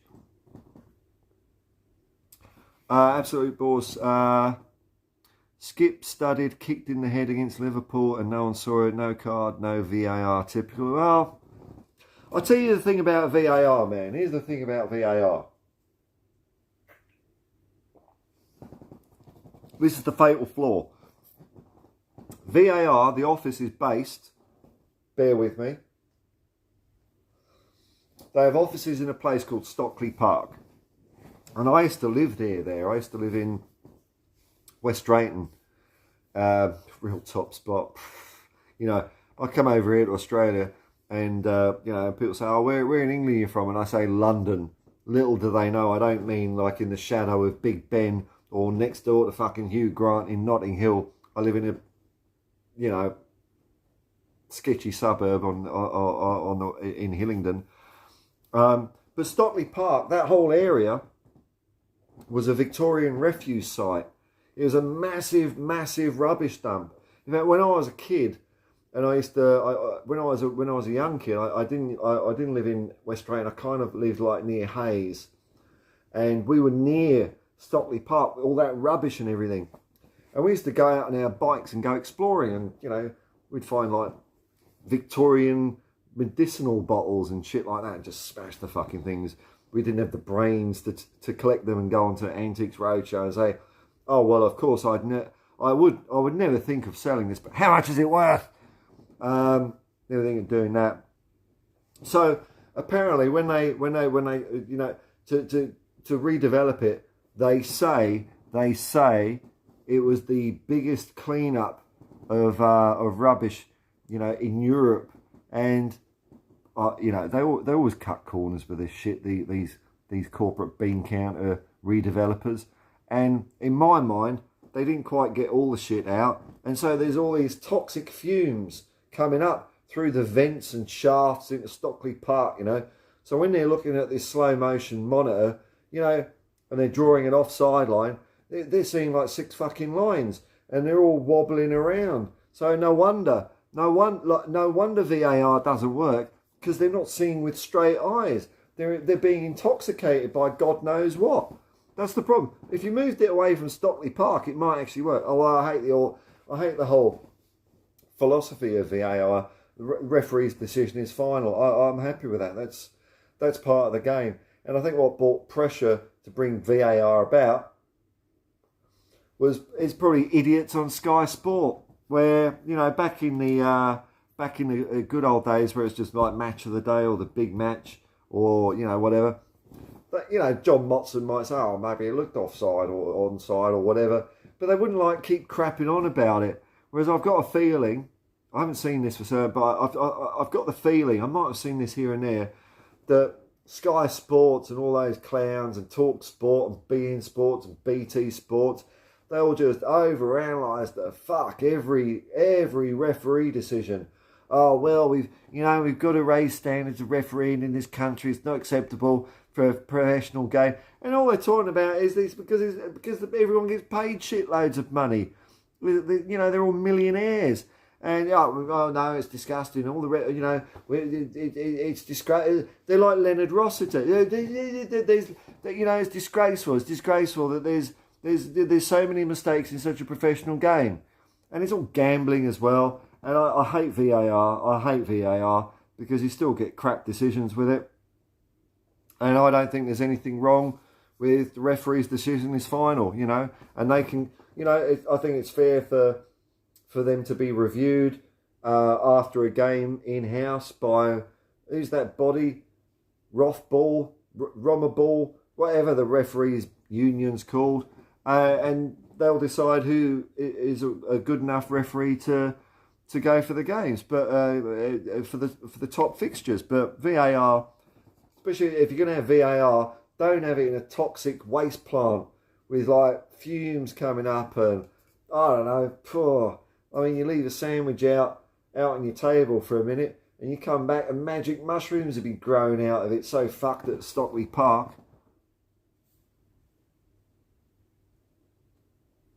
Barbaric disdain. That's a nice. That's got a bit of poetry. That name, I like that.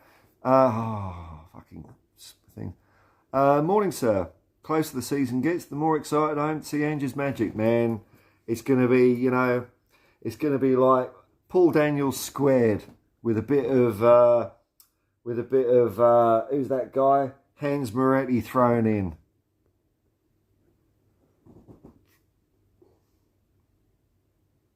Beach relax. A-League needs to be first past the post, and FFA Cup is the big final. Yeah, I agree. They've got to do something different, haven't they? I get that they, kind of... So just for those who don't know, in Australia, the AFL and Rugby League, I'll talk more about Rugby League because I know a bit more about that. Not that I know anything, I still know fuck all. But you've got was it 16 teams in the league? And they play regular season, and at the end of the season, the top 8 go through this weird knockout thing, and then the winner of all that becomes the champions. And they kind of did that in football, and it's not necessary, is it? I find it weird. I can kind of buy it in rugby league because it's there, and I've not really heard of rugby. You can't. There's no room for a rugby league cup or.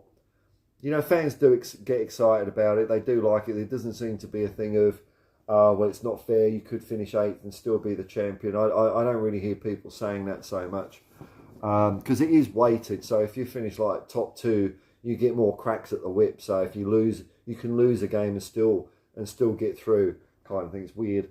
But in the A-League, there was no reason for it, especially as you say, that we've got the FFA Cup. Australian football is run by people that don't know and love. I've been saying this for probably. If you go on the Irish Hotspur, you can find my first video where I talked about Ange Postecoglou back in March, and even then I mentioned the clowns in soccer or football Australia. They don't know what they're doing. They bloody listen to Ange. The game would be so much better here, but it's to Tottenham's credit and my credit, to my benefit, that they didn't listen to him. I love it. Les and Johnny, let me. I've mentioned this before, but when I moved here in '95, and there wasn't a lot of football on the TV. And what little there was, it was. I didn't really watch a lot of football until France '98, and I was a bit worried about it. I'm thinking, fucking hell, what do Australians know about football? It's going to be bullshit coverage. And within five minutes of watching Johnny Warren and Les Murray, I thought, fuck, these two, they're perfect. I love them. I think, and this is I think they are better than football presenters I saw in England. I think those two were so great at what they did because they just loved the game so much. Maybe it's also because, in England, football was already the #1 sport, so people didn't have to, the way you presented it would therefore be different. Whereas in Australia, they're trying to convert people because it's not the #1 sport. It's probably number 5, probably number 5 at professional level. But Les Murray and Johnny Warren, I thought they were so good. Loved them. And something I noticed when in Ange's, you'll know what I'm talking about. In Ange's first few words that he gave about taking the Tottenham job. Hang on.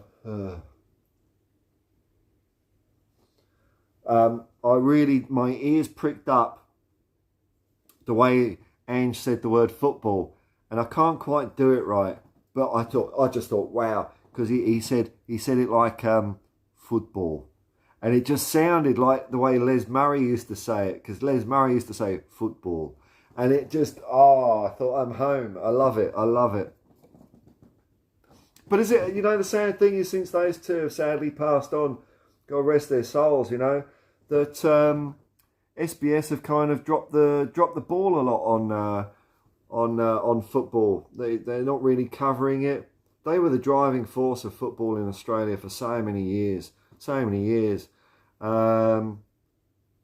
those who don't know, Johnny Warren unusually was like an Anglo-Australian. He was like an Aussie, a skip, some people may say. But there's a lot of pressure on people to choose other sports, and he stuck with football. He loved it, and he was one of the players that were in the Australian team that went to the 1974 World Cup, which was, talk about underdog achievements for Australia to do that in 74 when they were all part-timers. They were, fishmongers and plumbers and God knows what. And at the time, back in 74, when there were only 16 teams in the World Cup, I still speak to people, like one of my closest friends. He still, looks on that with fondness. It's like, wow, it just blew his mind. He would have been what? He would have been 7 years old at that time, and seeing Australia in the World Cup, and they did all right. They didn't win any games. I don't think they actually scored any goals, but I think they had a 0-0 draw with East Germany, and I find that a bit. I find it a bit strange how we don't hear more about that in Australia, about that achievement. We do hear about the team since then, like in 2006, and John Aloisi. And I'm not, that was it was a great achievement that they did as well.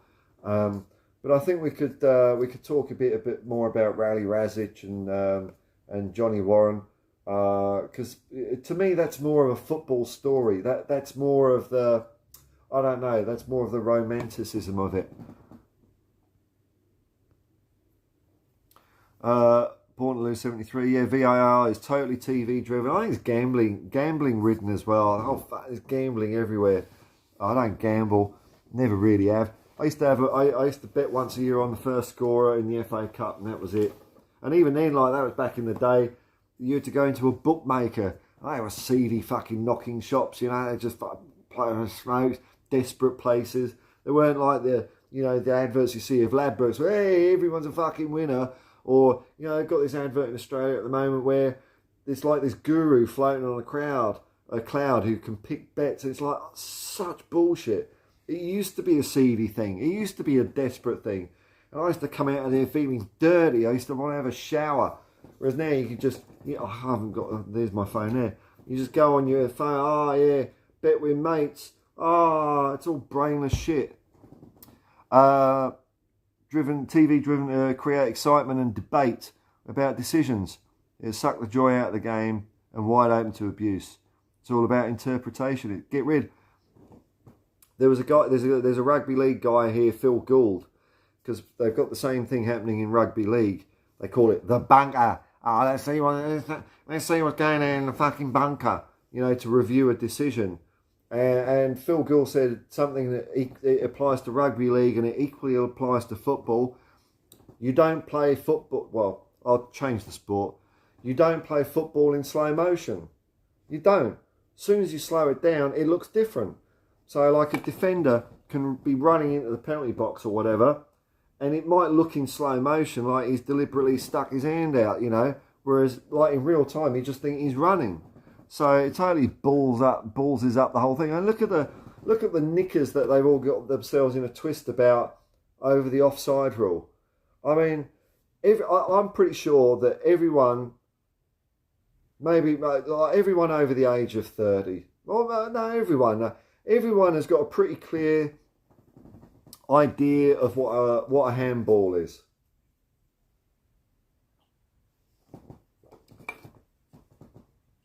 And it might be quite hard to put into words. There's got to be a bit of, deliberate action in there, but then there's the severity of the way it's affected play. There's a bit of fuzziness in there, that's my point. But when you put it into the moonheads in in Stockley Park, they're wafting the fumes, and they're slowing it down inch by inch, then you start having to codify, you start having to, get the computer out and really work on defining what exactly is a handball. And it's really hard to do. And every time they try and spell it out even clearer, they just fuck it up even more.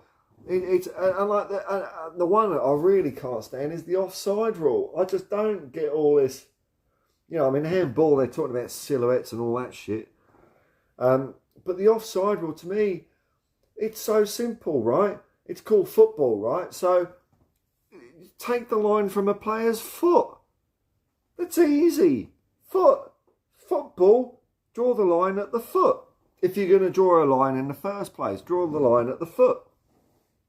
All of this, from this part of your arm there, and then they have to draw this dodgy dotted line to where they reckon that is above the ground, and then draw the line from that point. That's all interpretation and all bullshit, If it's your foot, it's easy. Goodfella Productions, Tottenham in talks with Jay Maddison and Harvey Barnes. Well, I'll wait till something happens, man. I mean, we could talk all we like. I'm hearing that James Maddison seems to be... I can't trust those Fleet Street meatheads, but I want to get our defence sorted out anyway. These are nice to haves, maybe. I don't know about the two of them. What, the two of them? Maybe we'd just play them off against each other. I don't know. I'll take that one with a pinch of salt. Beach relax. My father is Geza, or is that Geja Farkas? Oh, former NSL player. Good to hear your experience and understanding. Oh, right. So, wow. Okay. And you know what? When football over here was NSL, I didn't mind it. I went to the odd game. I didn't really have a good, I had a soft spot for St George Budapest because I knew Ozzy Ardiles played one game for him. But I thought as the skips would say, the ethnic nature of the football was to its credit. It meant something to people. Like you hear Ange talk about it was a way that he got close to his father. And he talks about going to South Melbourne, Hellas, and he'd smell the souvlaki. He made a point of saying, smell the souvlaki. It's a way of people getting together with their own community. I thought it was much more meaningful for people. Absolute bore. Mike Cockerell, the late journalist and commentator, was also quality. It probably might be before my time. That name's not familiar to me, I don't think. Beach relax, you're speaking gospel. That's the wrong tribe from me, I'm afraid, but I take your point. Good for Fabrizio. Oh, okay. Fabrizio's been he's talked a bit of bollocks recently though, because he was saying we're having discussions with Clement Longley, and Spurs are saying nah, au contraire, mon frère, mes amis, we fucked him off. So, Mr. Tapping Romano, not infallible.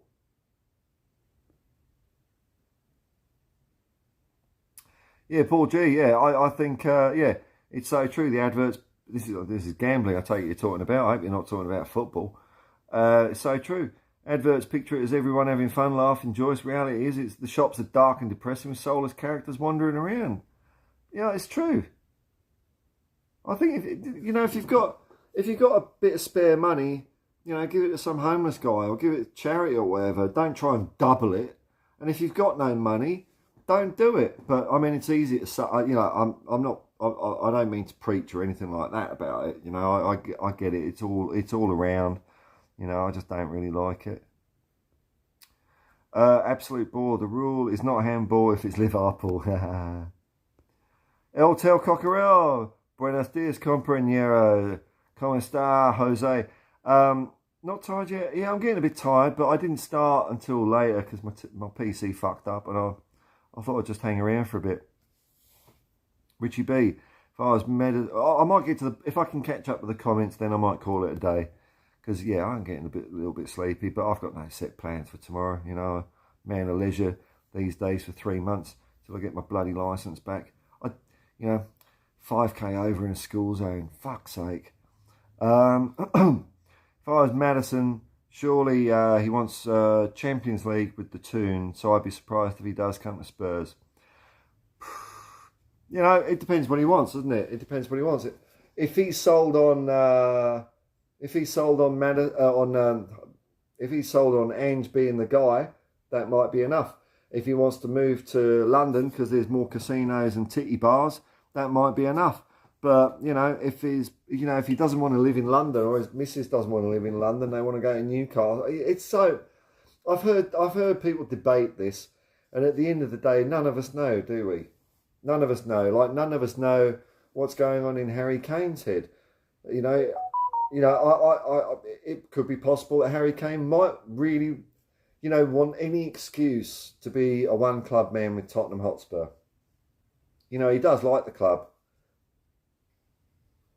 And it's all, you know, it's all this noise from elsewhere saying, oh, if he's got, you know, it's twats on TalkSport, oh, if he's got any ambition, he should leave, he should win a trophy.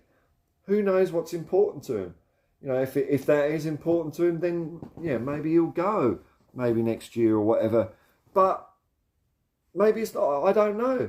He might be, you know, I use the Matt Letizia thing. Matt Letizia was quite happy staying at Southampton. He could have bloody moved anywhere and won shitloads, and he didn't. And he seems, I've never heard him talk about any regrets about it. And I think all he cares about is what Southampton fans think. And I think, you know, there's a chance that Harry Kane, all he cares about is what Tottenham fans think. So, you know, who knows? Who knows? Bonus, Born to Lose 73. The bonus with Maddison is that he shares the same agent as Ange. Ah. Was it CCA or something? Oh, a guy called Frank Trimboli. He represents both, so that could be an advantage. Yeah, well, you know, it can't hurt, can it?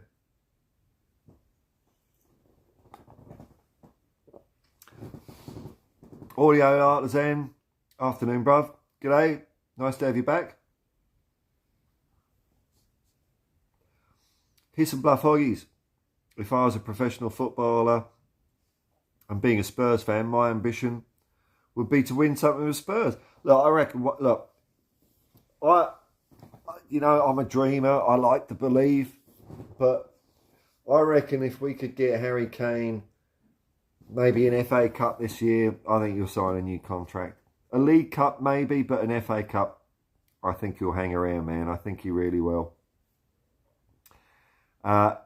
Myself, if I was a professional footballer and being a Spurs fan, I would actually sign for Arsenal because I'm dog shit. And I would just love to run out on that pitch and totally fuck it up and then just run off the pitch doing that to the clock end. That would be me. There's no way I would sign for Spurs because I'm too shit. And I think I'm at the end of the comments here. Well, thanks for hanging around, folks. It's been really nice having you here with this for this lo-fi special. I'm surprised that it worked out as well as it did. Actually, it's you've all cheered me up after my PC blew up because I thought, oh, fucking end of the world. I've just started streaming, my PC's blowing up. Why can't I catch a break? But it's been great. Beach Relax, huge thank you for putting my dad's name out there. Oh no, man. Oh no. Pleasure, man. And like if we bump into each other on a stream, you know, tell me more about him. I love all this old, you know, history of football shit. Yeah, Night Brother, be a loyal supporter. Okay, he's coming over to Tottenham. He's coming over. All you got to do, Beach Relax, is you're just going to say, it's very simple.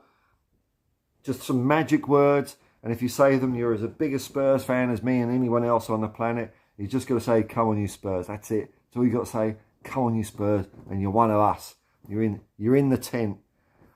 Born to Lose, have a good day, everyone. Thanks, Paul. All right. I've got no fancy outro. I'm just going to awkwardly push this stop button and hope to fuck that it actually stops the stream. and it doesn't catch me walking in my bedroom in my underpants. Before we, last one. Here's some bluff hoggies. Take a look at Bart Verbruggen, goalkeeper for Anderlecht. Think he would be a good addition for Spurs. Yes, beach relax. There we go. There we go. Welcome to Ange Postecoglou's Blue and White Army. You're over the line. You're in the tent. Let's go and win some cups. Let's come. Maybe you know what? Maybe it's just your support that brings us over that critical, line of support where we actually fucking win something this year. Anyway, good night, everyone. I'm going to press the stop button now, and as always, come on, you Spurs. There's always a confirmation fucking button, isn't there? Come on, you Spurs. It's not the same second time around.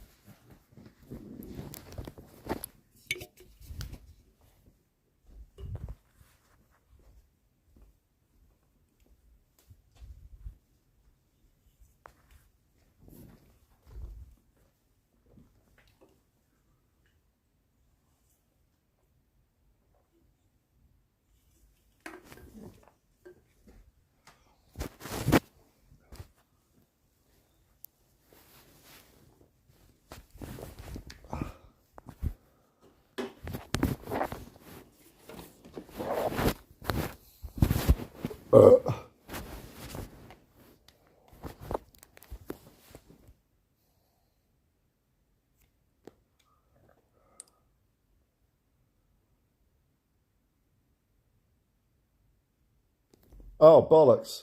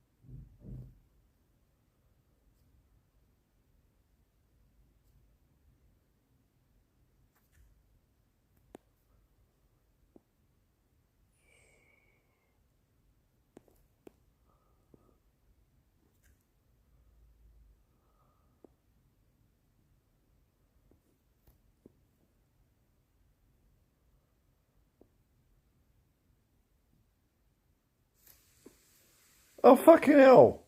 How can it still be streaming? Fuck off. Oh, fucking hell. How can it still be streaming? Fuck off. It's like, I'll switch my phone off. Fuck this. Oh, fucking hell. How can it still be streaming? Fuck off. It's like, I'll switch my phone off. Fuck this. Oh, fuck